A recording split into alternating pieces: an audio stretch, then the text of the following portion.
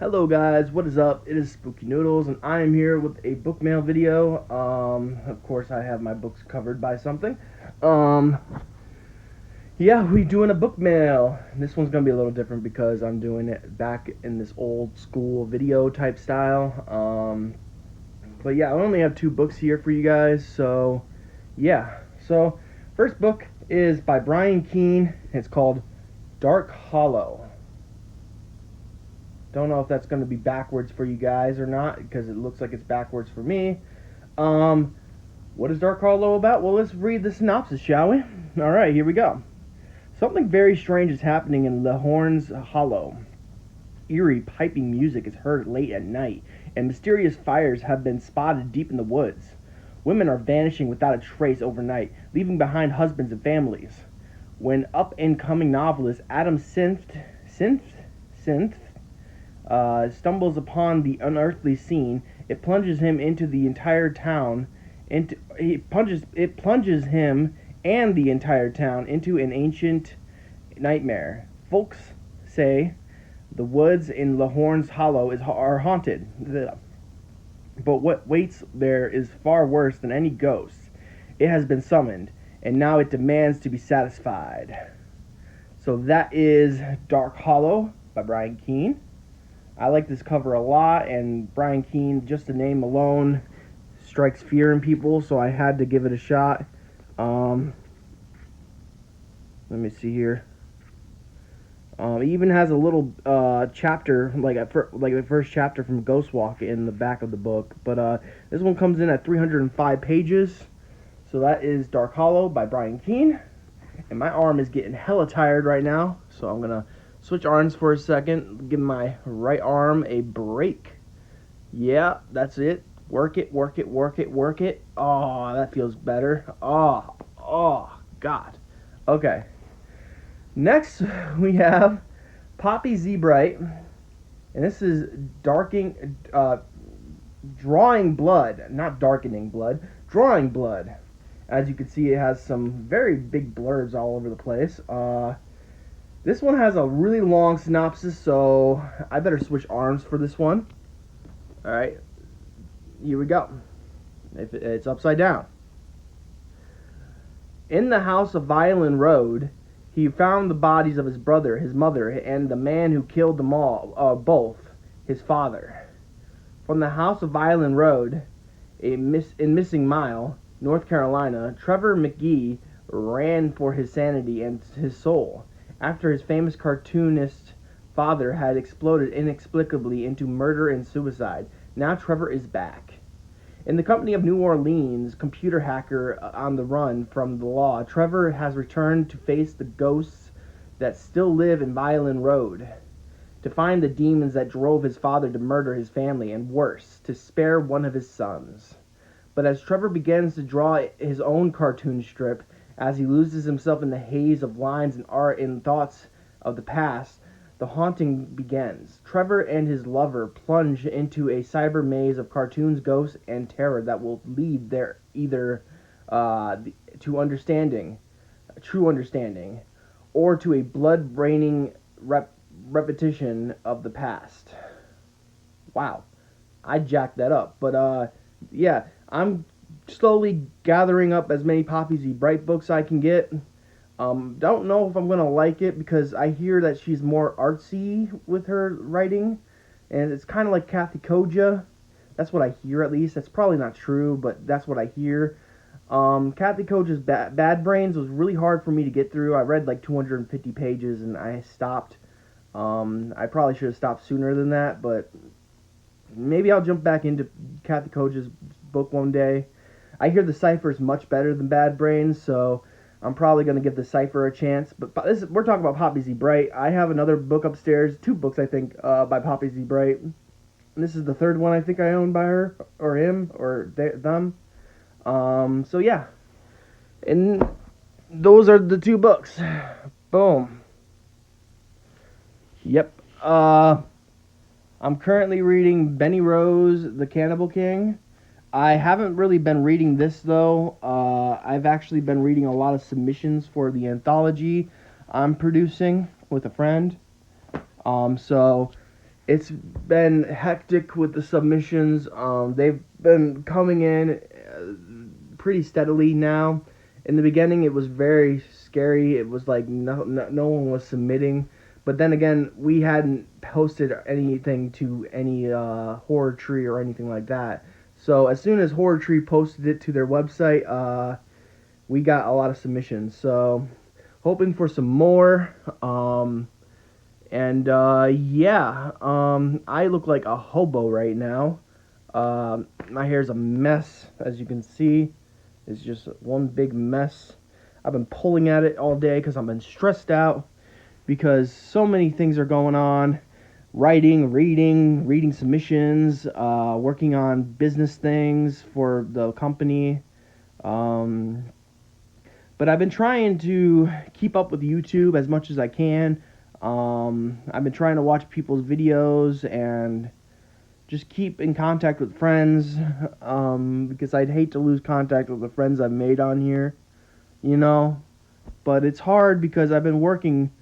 I know it doesn't look like I'm working hard. I know my family doesn't think I'm working hard at all. But I've been really trying to give it my all when it comes to writing and reading and reading submissions for the anthology and doing all these legal documents. Like, I've just had to make up a contract for the first time, and that contract was kind of hard to make.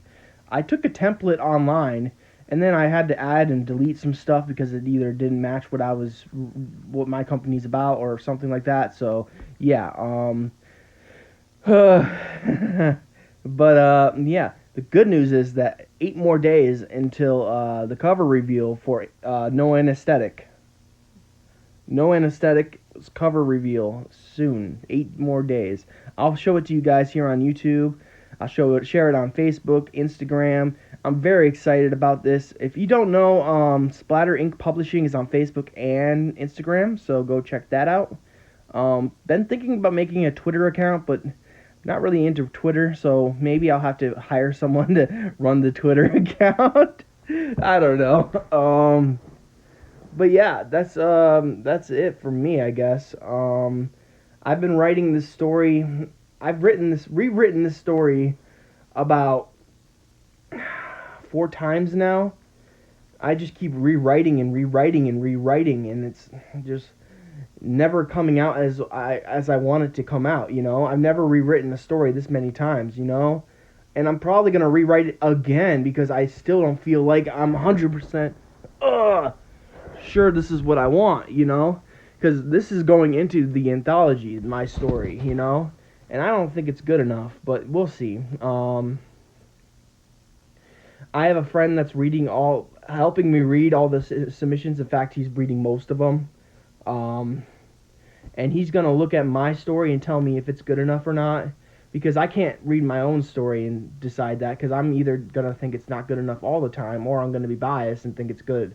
So I need someone from the outside to tell me if it matches the rest of the stories in the collection or not, you know. I've just been rewriting it, and it's crazy. And oh man, it's crazy. I've been rewriting a lot, and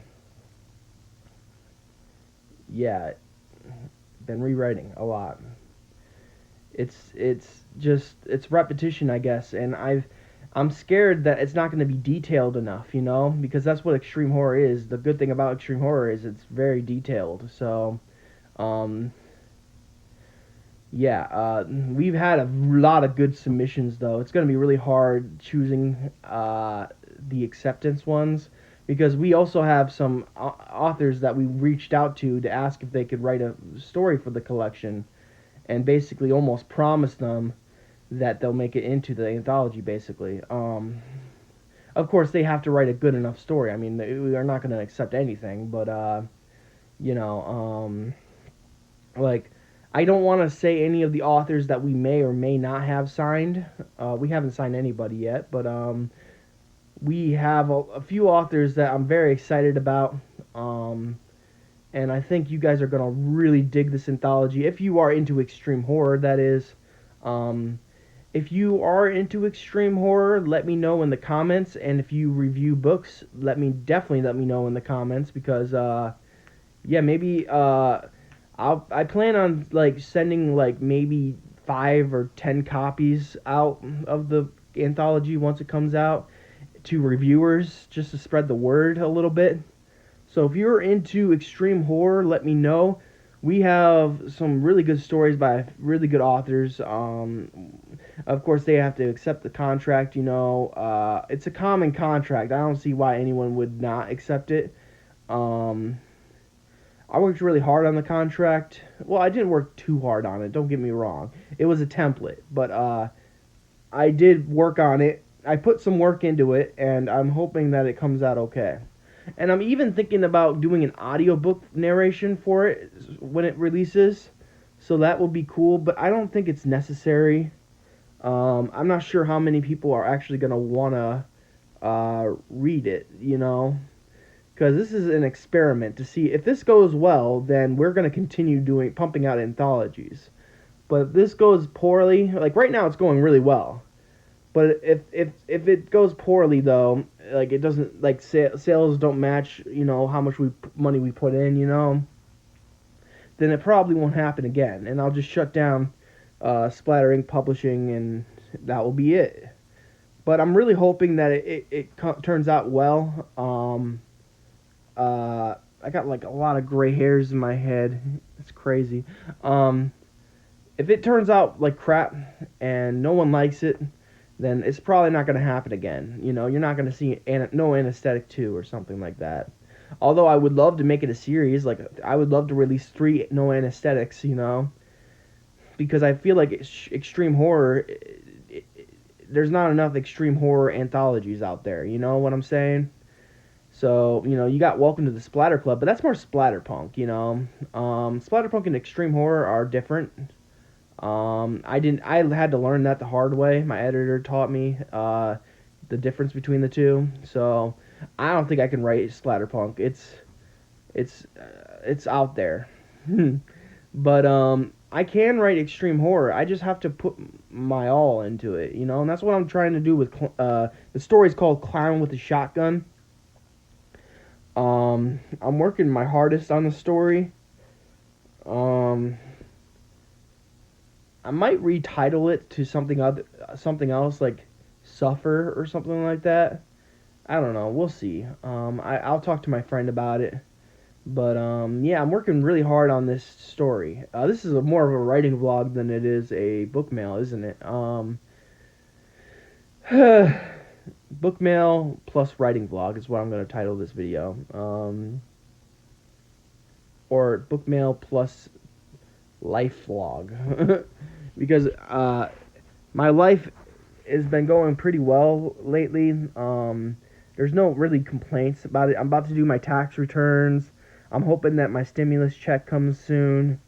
Because I haven't got my stimulus yet, which is kind of weird because everyone's getting it besides me. So that concerns me, you know what I'm saying? But once my stimulus comes, it's going into a separate card entirely, so I can use it for only business. And yeah, it should be awesome. It should be awesome.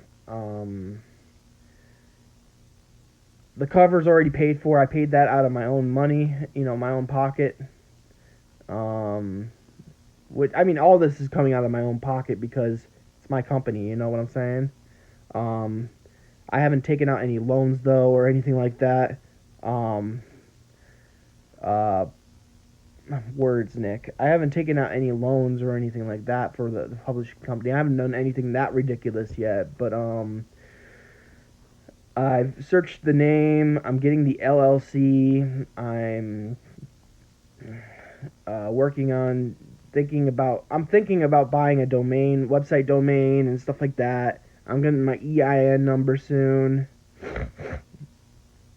So I'm really excited about that stuff. Owning a company is something a high functioning autism kid, I never thought I'd do, It's not something that an autistic person should be able to do, own a business, it's outrageous. But here I am, high functioning autism, and I'm doing stuff, I'm writing, I'm reading, I'm opening up a publishing company. Like, this is crazy. This is This is dreams come true right here.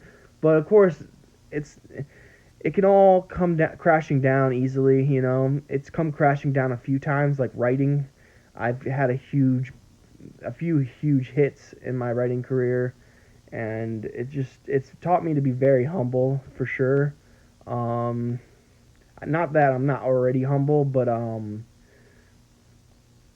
like yeah,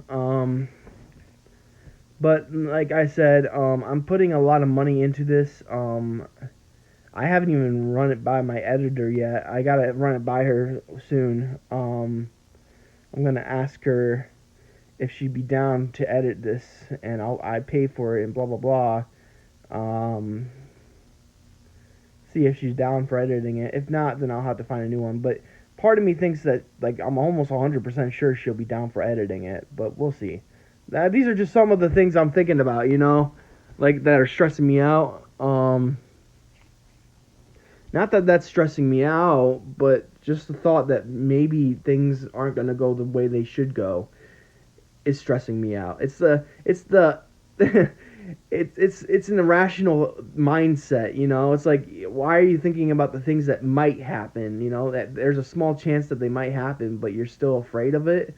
It's like getting cancer again, you know. I'm terrified of getting cancer again. Like I don't ever drink after people anymore. I used to share water bottles with my family and stuff like that. Like we'd take a sip of a water bottle, set it down on a table, then someone else would come around and just pick it up and drink out of it because you know we don't waste water around here. But I'm terrified of drinking after people because that's how I got sick to begin with, and then it turned into cancer. So it's a long story, but I don't drink after people. I'm just terrified of getting cancer again, and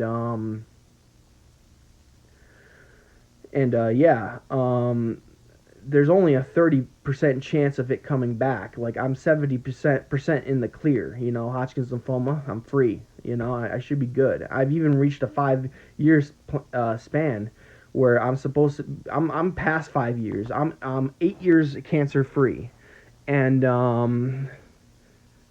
so I'm no longer even in remission. I'm past that. You know, like I'm so past that. Like I'm at the point where I'm cancer free. You know what I'm saying? Um, but I still, you know, even with like the small percentage that it could come back, I'm still terrified. So, you know, it's an irrational thought, but I'm just terrified of all the things that could go wrong. You know what I'm saying? Like authors suing me. Not saying that any of the authors would sue me, but you know, I have to make sure everything's perfect and I can't get no lawsuits and stuff like that against me. And it's just stressing me out. It's not like any of these authors would do that. You know, I doubt any author would do that to me. At least the ones that I've been submitting, you know. But it's always a possibility, you know. You always got to remember that it's a possibility. And damn, I need a haircut. But yeah, I think I'm going to stop rambling now. I'm just rambling at this point. I'm bored out of my mind. I'm at home. Both dogs are on the chairs sleeping.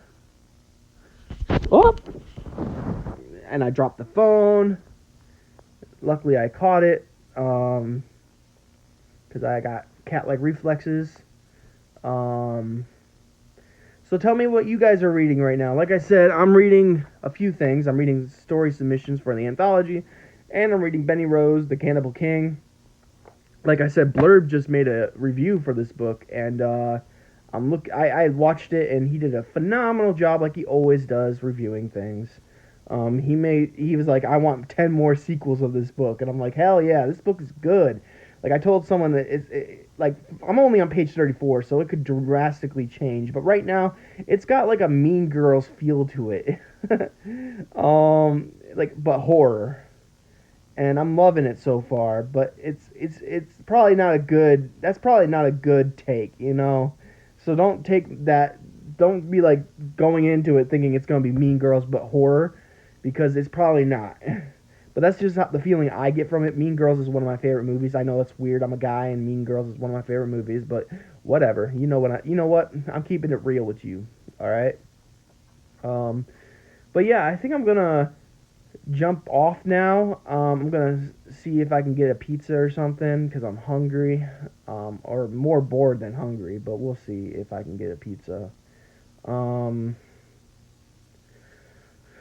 and yeah, I just watched the inauguration, which was really cool.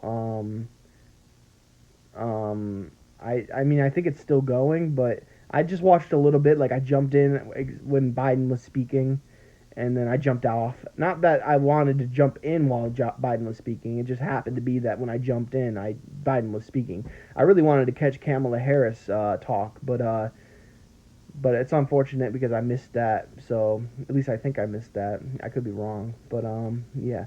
You know what's sad? Even though I have hair, I can still see myself bald. You know, once you go bald, you just always see yourself bald.